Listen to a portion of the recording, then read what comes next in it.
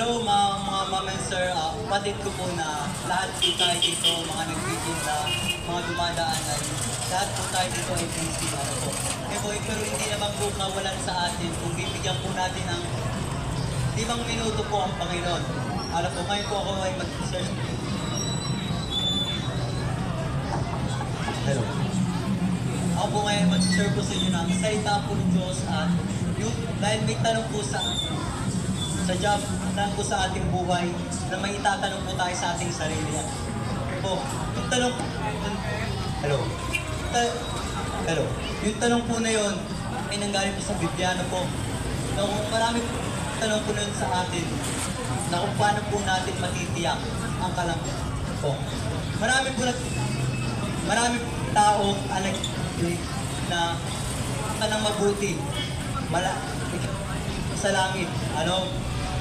Marami nagsasabi na relihiyon upang ikaw ay maligtas. Ano po? Ngayon po, sa Biblia po titignan kung paano po natin matitiyak ang kalangitan. Ano po? Ngayon, ang una po ititignan po na ating pong sarili kung ano po tayo sa harapan po ng Diyos.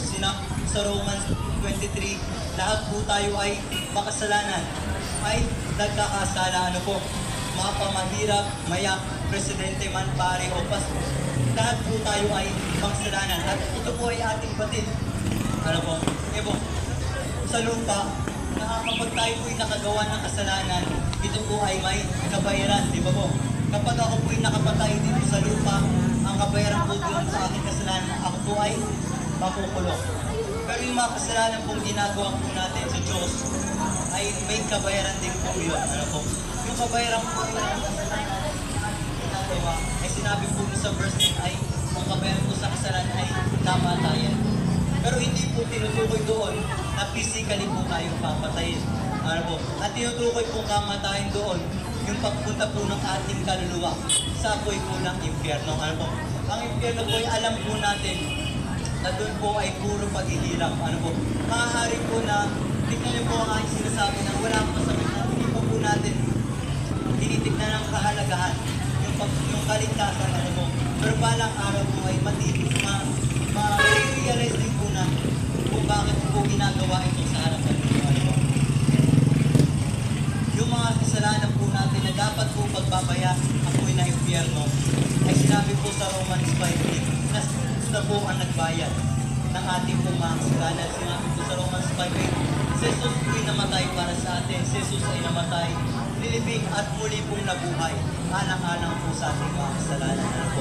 Kaya po alam po natin, marami po sa atin na nakakaalam na si Jesus po'y napako sa krus ng Kalbaryo. At yun na po nilayaran ng ating pong mga kasalanan. Ngayon po, si Jesus na po ang nagbayad ng ating pong mga kasalanan. Kaya ano na lamang po yung ating gagawin? Ano po sinabi po sa Romans 10:13? Kung sino ang tumawag sa pangalan ng Panginoong Jesus ay maliligtas. Tayo po ay tatawag sa Kanya sa pamamagitan po ng prayer, sa pamamagitan po ng panalangin. Ano po, sinabi din po sa John 3:16, for God so loved the world that He gave His only begotten Son, that whosoever believeth in Him should not perish but have everlasting life. Sinabi po sa talatang iyon na sa sobrang pong pagmamahal ng Diyos sa atin ay binigay niyo po sa kanyang anak na si Jesus Cristo upang po magbayad ng ating pong mga kasalanan. At kung sino po maniwala manampalataya po sa ginawa ng Panginoong Jesus ay magkakaroon po ng walang hanggang buhay at hindi po makapahamak. Yung walang hanggang buhay po na tinutukoy po sa verse na yun ay doon po sa langit. Once na tinanggap po natin ang Panginoong Jesus sa ating pong buhay. Ano? Eh kung ating pong nalaman ng kaligtasan kung hindi tatanggapin lang po natin ang Panginoon sa ating pong buhay tayo po ngayon. Yung mga tao po dyan na nakikinig, ano po, ang maaari po kayo sumabay. Ito po mga binabahagi po sa inyo ay napakahalaga. Maaari po, tingnan po yung na hindi po po na importante sa ngayong araw. Balang araw po marirealize po sa dyan. Yung aking pagtayo po dito sa aking karapan.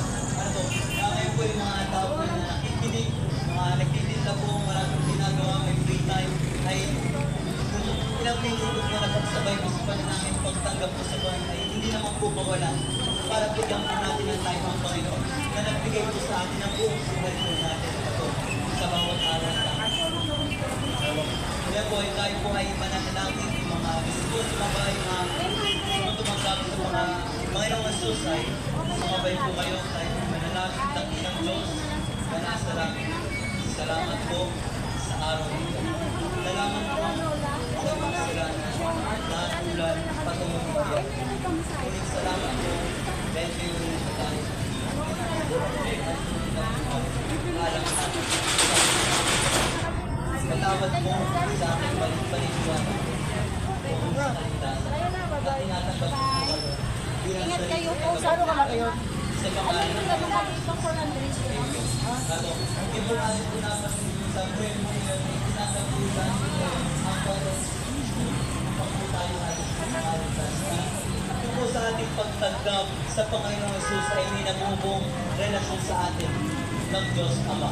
Sinabi po sa John 1:12, but as many as receive Him, to them gave He power to become the sons of God, even to them that believe on His name. Sinabi po sa talatang yun, at tumanggap po sa Panginoong Jesus ay pinagyan pong karapatan maging anak ng Diyos. Ibig sabihin po, kung kayo pong tumanggap po kayo, mga mom and sir, ay pinagyan po kayong karapatan maging anak po ng Diyos. At may namuupong relasyon sa inyo ng Diyos sa mga. Ano po, at katulad po ng relasyon po natin sa ating ama po sa lupa ay hindi na po ito mawawala. Kapag ako po na isang anak ay nagkasala po sa akin ay katulad po sa Diyos kapag tayo po nagkasala sa Kanya ay ama pa rin po natin siya at hindi po mawawala yung relasyon po niyo na namamagitan po sa inyo po dalawa. Ano po, kaya magandang tanghali po sa inyo lahat at yun lamang po at maraming po salamat.